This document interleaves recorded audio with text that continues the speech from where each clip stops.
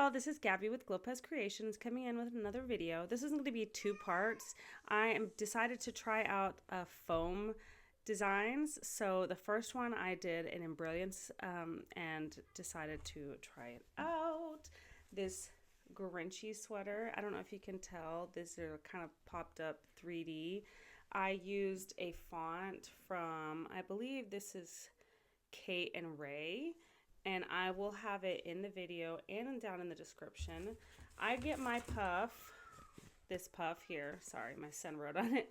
I got this from proemb in my last shipment, and I love how easy it was to tear away. This was so simple too. I did my satin stitch out first, and then I did the puff on top, and then just ripped it off, easy. And then the other part will be the second part, and it is this sweater right here. I don't know if you can see it. It says overstimulated. It kind of gives like an embossed look.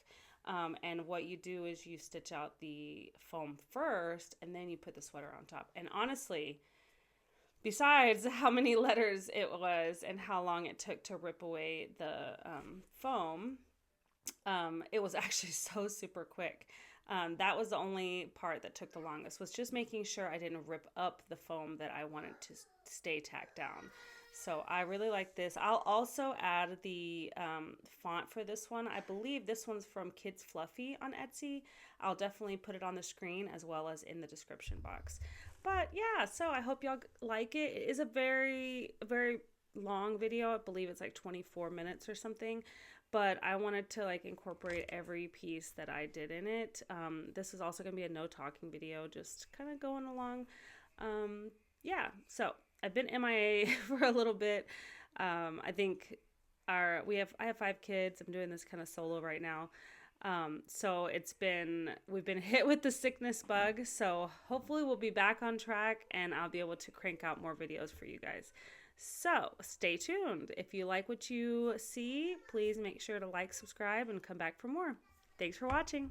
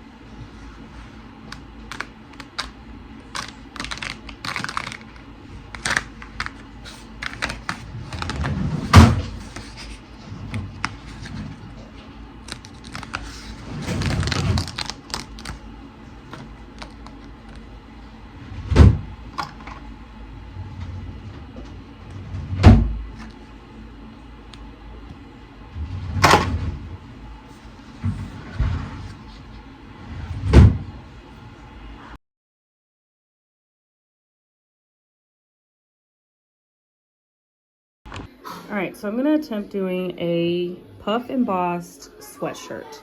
So I've got cutaway stabilizer on here. I know some people have done iron on cutaway.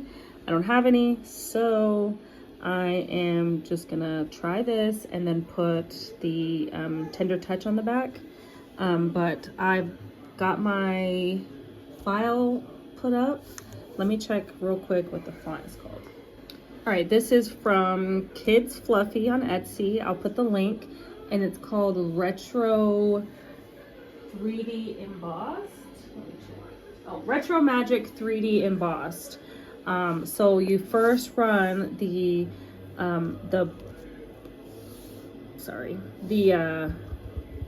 what is it? Placement stitch. You add your foam, and then you do your tack down, you cut the foam, and then you put your sweater. So that is what we're going to start with. Yeah, wish me luck.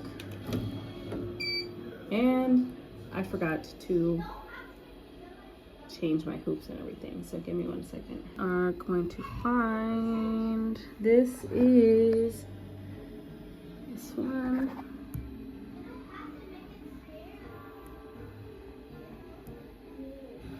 Okay. Perfect. It's centered from needle 1. Let's do our placement stitch. So I'm just going to do it in the middle because I'm going to be putting on my sweatshirt over my arms, so it shouldn't really matter. I'm obviously going to find my placement on my sweatshirt, so I'll be able to coordinate all that. But yep, and I have it upside down to accommodate for how I'm putting on my sweatshirt. So here we go.